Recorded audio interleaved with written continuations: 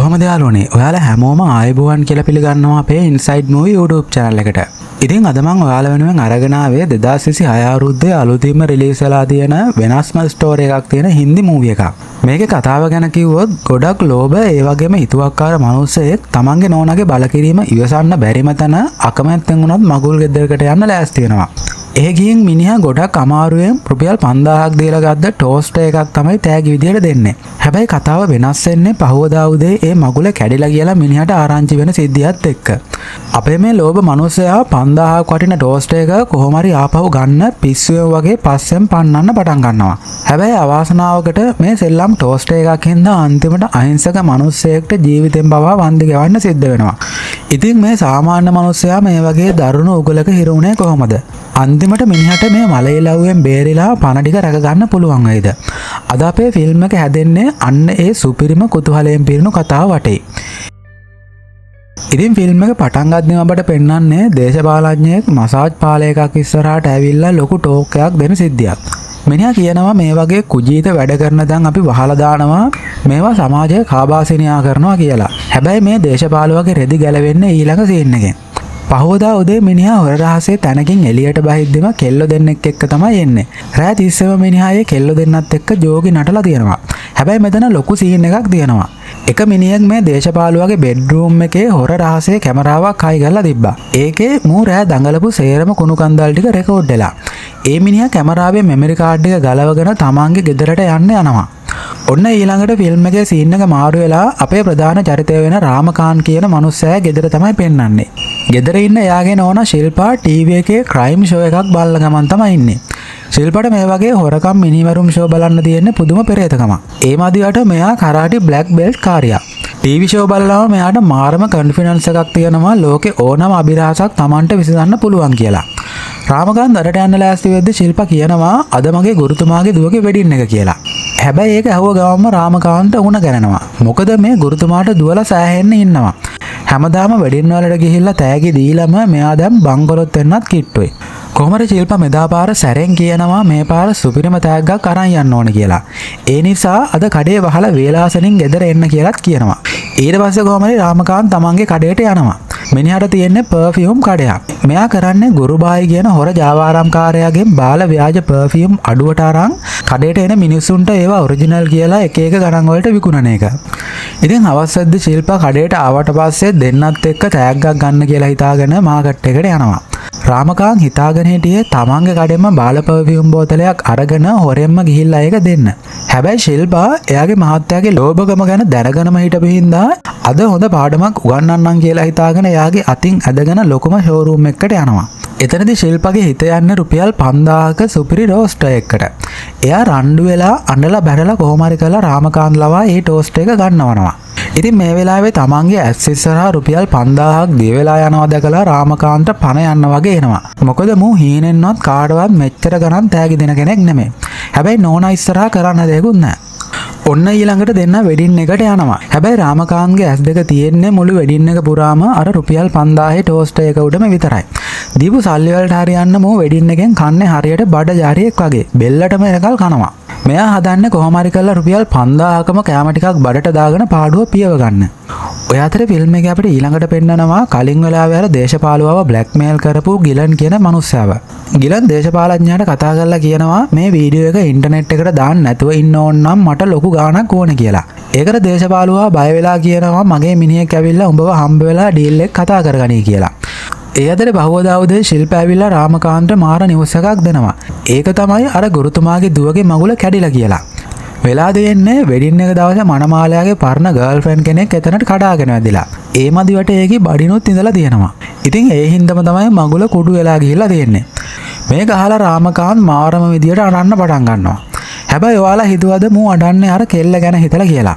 ඇත්තටම එහෙම නෙමෙයි. මෙයාට තියෙන එකම දුක අර රුපියල් 5000ක ටෝස්ට් එක ගැන විතරයි. මගුල කැඩුන හින්දා මගේ තෑග්ග වතුරද කියලා මෙයා කල්පනා කරනවා. මේ වෙලාවේ ශිල්පා කියනවා අපි ගුරුතුමාගේ ගෙදර ගිහින් දුක සැප බලලා යමු කියලා. හැබැයි රාමකාන්ත බොරුවක් දාලා ශිල්පාව මග ඇරලා හොරෙන්ම තනියම ගුරුතුමාගේ ගෙදරට යනවා. ඒ ගිහිල්ලා බොරුවට අඬලා මෙයා මාරම නෝන්ජල් විදියට අහනවා මම දීපු රුපියල් 5000ක ටෝස්ට් එක කෝ කියලා. ඒකට ගුරුතුමාගේ නෝනා කියනවා මගුල කැඩුන දුකට අපි හම්බ වුණ සේරම තෑගි ළඟ තියෙන අනාථ නිවාසයකට දන් දුන්නා කියලා. මේක ඇහුව ගමම රාමකාන්ත මල පනිනවා. එයා එයාගේ තත්ත්වෙත් අමතක කරලා මේ මිනිස්සුන්ට බනින්න පටන් ගන්නවා. මුගේ මේ කුජීත හැසිරීම දැකලා ගුරුතුමාට මල පැනලා මුව බෙල්ලෙන් අල්ලා ගෙදරින්ම එළියට ඇදලා දානවා. ඉතින් රාමකාන්ත දැන් කර කියා ගන්න දෙයක් නැහැ. හැබැයි මෙයාට ආපහු කොහොම හරි කරලා තමන්ගේ රුපියල් 5000ක් ඕනේ. මෙයා කෙලින්ම දුවනවා අර අනාථ නිවාසයේ තියෙන තැනට. එතනට ගියාම තමයි රාමකාන්තගේ බණ්ඩ දඟලන්න පටන් ගන්නෙ. මොකද එයා දකිනවා එහෙ ඉන්න කෙයාටේක ගෑනු කෙනෙක් අර අලුත්ම ටෝස්ට් එකෙන් පාන් වගේක් රත් කර කර ඉන්නවා. රාමකාන්ත කෙලින්ම ගිහිල්ලා ඕක මගේ ටෝස්ට් එක ඕක දීපන් කියනවා. හැබැයි ඒ ගෑනු කෙනත් මෙයාව බල්ලට දාලා එලව ගන්නවා. ඉතින් අපේ මසුරු රාමකාන්ත මේක ලේසියෙන් අතාරින්න ලෑස්ති නැහැ. මෙයා රෑ වෙනකල්ම අනාථ නිවාසය ඇතුලේ හැංගිලා ඉඳලා රෑ වුණාට පස්සේ ගෑනු කෙනා ගියාම හොරෙන්ම ඇතුළට මල්ලා ටෝස්ට් එක හොරකම් කරගෙන දුවන්න හදනවා. එතකොටම එහෙ හිටපු ළමයි ටිකක් මෙයාව දකිනවා. හැබැයි මෙයා කොහොම හරි කරලා ටෝස්ට් එක බදාගෙන එතනින් මාරු වෙනවා. ඉතින් කොහොම හරි ඊළඟ දවසේ උදේ පාන්දරම තමයි මේකේ කතාව උඩු යටිකුරු වෙන්නේ. රාමකාන්ත උදේම නැගිටලා නාන ගමන් එද්දී එකපාරටම මෙයාලා ගෙදරට පොලිසියෙන් කඩාගෙන පනිනවා. ඒ මොකද අර අනාථ නිවාස ගෑනු කෙනා පොලිසියට පැමිණි කරලා තියෙනවා රාමකාන්ත ටෝස්ට් එක හොරකම් කරා කියලා. පොලිසිය මේ වෙලාවේ රාමකාන්තගෙන් ප්‍රශ්න කරද්දී මෙයා මුකුත් දන්නේ නැති බබෙක් වගේ මම දන්න ටෝස්ට් එකක් නෑ කියලා අත පිහදා ගන්න තමයි හදන්නේ. එතකොටම අර ජාඩියට මූඩිය වගේ ඉන්න මෙයාගේ නෝනා පොලිසියට කියනවා සැකනම් අපේ මුළු ගෙදරම පරීක්ෂා කරලා බලන්න කියලා. ඊට පස්සේ පොලිසිය ගෙදර හැම මුල්ලකම වගේ හාරලා බැලුවා ටෝස්ට් එක හම්බ වෙන්නේ නැහැ. මොකද රාමකාන්ත මාරම කපටියෙක්. මෙයා එක හොරෙන්ම හංගලා තියෙන්නේ තමන්ගේ අල්ලපු ගෙදර ඉන්න අර ගිලන් කියන මිනිස්සයාගේ අම්මගේ ගෙදර. ඒකටත් ලොකු හේතුවක් තියෙනවා. ගිලන්ගේ අම්මගේ ළඟත් ඔය වගේම පරණ ටෝස්ට් එකක් තියෙනවා. ඒකෙන් තමයි එයා රාමකාන්ත පාන් රත් කරලා දෙන්නේ. ඉතින් ඒ ගෙදර ටෝස්ට් එකක් තියෙනවා කියලා කාටවත්ම සැකයක් හිතෙන්නේ නැහැ. අන්තිමට මුකුත්ම හම්බ වුණේ නැති හින්දා පොලිසිය හිස් අතින්ම යන්න යනවා. රාමකාන්ත ඊළඟට කරන්නේ කෙලින්ම අර ෂෝරූම් එකේ සේල්ස්මන්ට කෝල් එකක් දෙනවා. එයා කියනවා මට මගේ රෝස්ට් එක රීෆන්ඩ් කරලා ආපහු සල්ලි ගන්න ඕනේ කියලා. සේල්ස්මනුත් කියනවා පහවදාට අරන් එන්න සල්ලි දෙන්නම් කියලා. හැබැයි අල්ලපු ගෙදර මේ වෙද්දි වෙනම නාට්‍යයක් තමයි යන්නේ. ගිලන්ගේ අම්මා ගිලන්ට දේශනාවක් දෙනවා මූ රස්තියාදු ගහනවා කිසිම වැඩක් කරන්නේ නැහැ කියලා. අම්මා කේන්දියෙන් කියනවා රස්සාවක් කරන්න බැරි නම් ගෙදර තියෙන කැඩිච්ච ටෝස්ට් එකවත් හදාගෙන වරෙන් කියලා. ගිලන් කලබලයටම තමන්ගේ කැඩිච්ච ටෝස්ට් එක වෙනුවට රාමකාන්ත හොරෙන් හංගපු අර රුපියල් 5000 අලුත්ම ටෝස්ට් එක අරන් කඩේට යන්න පිටත් වෙනවා. මගදී රාමකාන්ත දකිනවා තමන්ගේ පණ වගේ ටෝස්ට් එක ගිලන්ගේ අතේ තියෙනවා කියලා. මෙයා දැන් හොරෙන්ම ගිලන්ගේ පස්සෙන් පන්නනවා ඒක ගන්න කියලා හිතාගෙන. හැබැයි ගිලන් යන්නේ ටෝස්ට් එක හදන්න නෙමෙයි. අර දේශපාලඥයෝ වගේ චණ්ඩි මිනිස්සුන් හම්බෙන්න. එතනදී අර චණ්ඩි ගිලන්ට තරුණ තර්ජනයක් කරනවා. උඹ ළඟ තියෙන වීඩියෝ එක ඩිලීට් කළේ නැත්නම් එහෙම උඹව ඇක්සිඩන්ට් කරලා මරලා දානවා කියලා. මේකට ගිලන් හොඳටම බය වෙනවා. මිනිහා වෙවුල තමයි ගෙදර දුවගෙන එන්නේ. තමන්ගේ ළඟ තියෙන එකම සාක්ෂිය බේර ගන්න ඕන හින්දා ගිලන් කරන්නේ ඒ පුංචි මෙමරි කාඩ් එක අර ටෝස්ට් එක පල්ලෙහා තියෙන තට්ටුව අස්සට දාලා ඒක ඇතුලේ හංගනවා. ඔන්න ෆිල්ම් එකේ කතාව ඊළඟට මාරම දුක්බර පැත්තකට හැරෙනවා. පාටම ගිලන්ගේ අම්මා හදිසියෙම මේ යනවා. අම්මා නැති වුණ දුකට ගිලන් සම්පූර්ණයෙන්ම අනාථ වෙලා පිස්සෙක් වගේ වෙනවා. හැබැයි අපේ ලෝභ රාමකාන්ත නම් අනුන්ගේ දුකෙන් කිසිම වැඩක් නැහැ.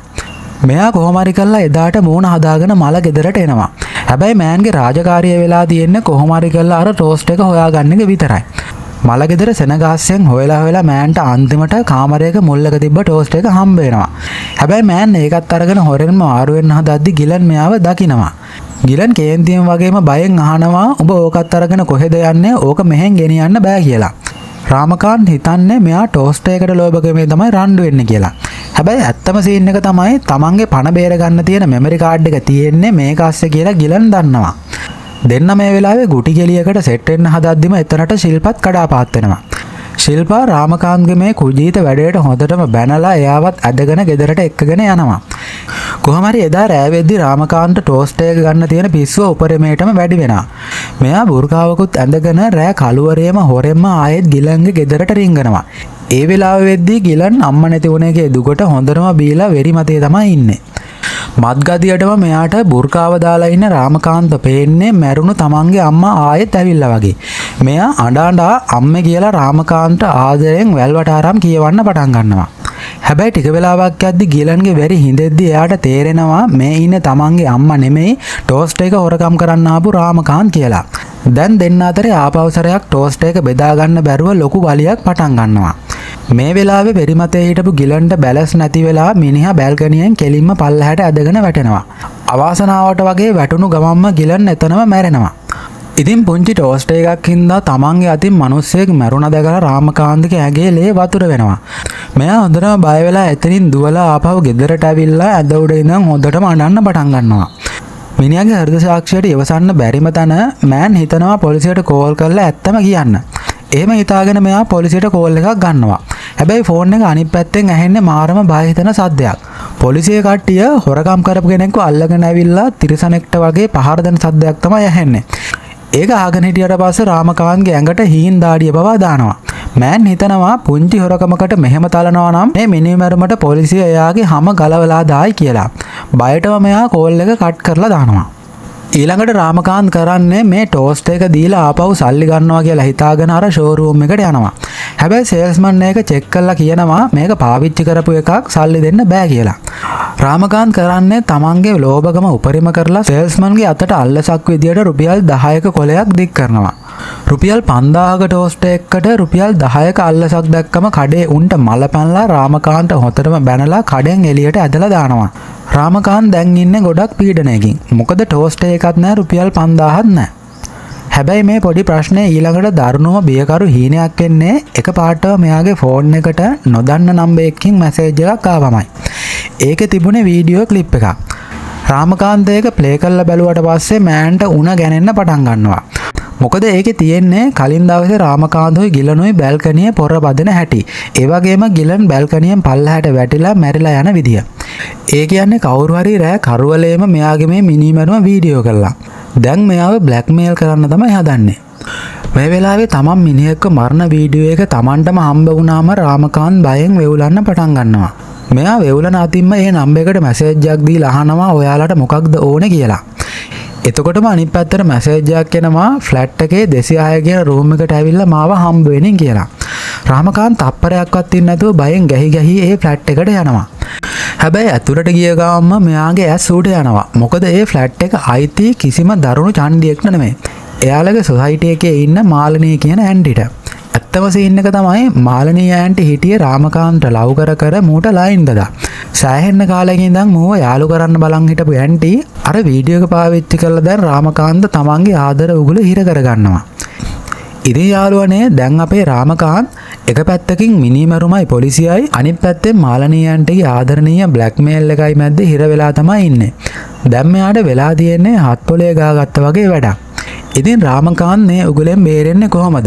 ඒක බලා ගන්න පුළුවන් වෙන්නේ මේ කතාවේ ඊළඟ කොටසේ. ඉතින් part 2 එකත් මිස් කරගන්න නැතුව බලන්න. මේ වගේ සුපිරිම ෆිල්ම් සිංහලෙන්ම බලන්න ඕන නම් අපේ channel එකත් subscribe කරලා තියාගන්න. ඉතින් එහෙනම් යාළුවනේ තවත් මේ වගේම සුපිරිම ෆිල්ම් එකකින් ඉක්මනටම හම්බෙමු. ඔයාලා හැමෝටම සුබ දවසක්.